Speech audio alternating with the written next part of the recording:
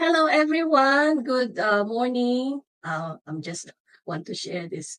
Good morning, good afternoon, or good evening, wherever you are watching us from. And welcome to another inspiring episode of Dreams and Beyond. First of all, if you are new to this page, I'm Elan, a wife, a former OFW. I worked in Bangkok for 8 years before residing here now in Australia. I'm a food technologist by profession and a digital business owner, and I'm doing this alongside my regular job.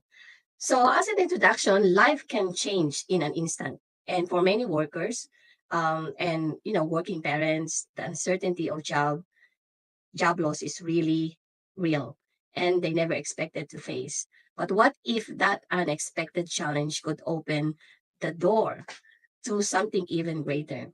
So today, I'm honored to speak to our guest, a dedicated parent and a professional who, after losing her job during the pandemic, of course, took a leap of faith into the digital space. Instead of letting uncertainty define the future, she turned it into an opportunity, building a thriving online business and creating a new path to financial stability and empowerment. So join me as we dive into her journey, what it was like to navigate job loss, why having a plan B is very crucial, and how this business has transformed her life, both personally and professionally. This is a story of resilience, courage, hope, and I can't wait to hear uh, from her. So I would like to put her on stage.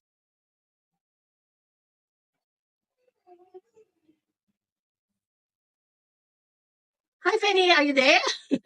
Yes. Hi, thank you so much. First of all, I would like to thank you for accepting my invitation for today's interview. Really appreciate your time today. Welcome to Dreams and Beyond. So, first of all, can you please introduce yourself, your background, and who is Penny? Thank you. Very appreciate that you organized this interview and let me have some chance to share my journey with everyone who probably might be in the same situation that I have experienced during the pandemic because it's quite popular. Hey? So to everyone who's never seen me on Elan's page, of course, or never seen me on my page as well, I'm Penny, originally from Vietnam, and I moved to Australia in 2017 following hospitality. And, COVID was a very big hit to hospitality because we can't travel even domestically, not to say internationally. So we were hit a lot, and I was one of the victims of the job redundancy. Um, so I will share with you my story later on. But at the moment, I'm a happy mum of a boy who's almost two. I'm working full time in university as a quality officer and also running my digital business just like Elan. So that's a chance for us to have a talk today. Coming back to Elan. Thank you for that. I'm truly grateful for today's interview because I uh, have my very first Vietnamese guest in my show. And it is always inspiring to hear different stories from, different people. And it only shows that, our business is global, our community is global. And yeah, and I really want our audience to know your journey. It's very gonna be interesting because it's you know, probably some people will be look at this as an eye opener. Of course, hearing from people who have experienced this. So let's start for our question.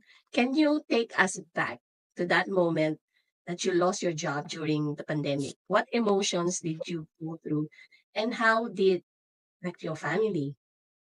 Hmm. Thank you, Ellen. Sorry, when was it? It was 2000, like the beginning of 2020 when it happened because pandemic actually happened in China in 2019, I remember, but it's really just come to Australia since the beginning of 2023. 2020.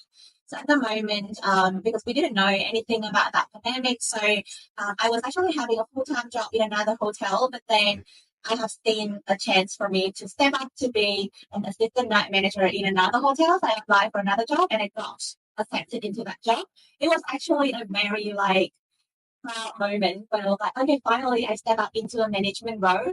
And I was still there for 3 months. I guess that everything is just like heaven to me at the moment because I achieved my dream at that time. And then when it happened to be dropping down the travelers, the guests in the hotel, and when people around me just start talking about, oh, this person has been made laid off, that person has been made laid off, I was like, that's not going to happen to me, right? Because I'm in a management role now. I'm not like in a small role or something like that. And I've been here for 3 months, replacing the night manager to do all of the job. So they should like consider all of those situations, right? But no, that's a totally no, because they'll be like, no, your position is new and we don't need that position anymore. If you can get centraling or any, like support from the government, I recommend you to do so, but I can't keep the job anymore because we can't have the budget to cover it. So at the moment that happened, I was like, it was literally a frozen moment because I can't believe it happened to me. Also at that moment, I was because my family's back home, and I was torn in between: should I go back home to be with them, or should I stay here and keep, find another job, or try to follow my dream? Because at that moment, I was not a permanent resident of Australia yet. So literally, I received no support from Australia. I can't go back to Vietnam at that time because there's no flights. So I was stuck in between. I don't know what to do. So it was a very stressful moment that happened. But the lucky thing is that because everyone, especially immigrant in Australia, we know is that anything can happen to us without support. So I always got a saving on the hand. So at that moment, I could survive thanks to that saving that I always got before. But that's the moment that made me so aware of having a plan B. That I need to have some other income stream that keep flowing when I lose my job. So I was looking for any way of investing. I was thinking about doing forex, if you know about that, like trading currencies. Yeah. And I lost a lot of money in that. So it's just like another big hit after the COVID. And that's the moment I'm thinking, okay, I'll come back to office job 9 to 5 to see, if it's going to be a stable thing for me. And I thought I found a stable job, which get me like 1.5 salary more than outside, give me more superannuation. So I thought that, okay, my life is secure now until the moment that I bear my first child, and then they decided to cut off my contract because they can't give me any work from home, and I can't come there because my baby was just 2 months old. So all of those things that happened that made me realize that, like leaving my fate into someone else's hand is definitely not the case. I have to find something that I can do on my own. I can flow even when I'm not there, even when I'm having another baby, probably, or even in any situations that I can work from anywhere. So that was the very first, in many events that it's just leading to the decision that I need to find something else. And that's how digital business came to me as a very good solution.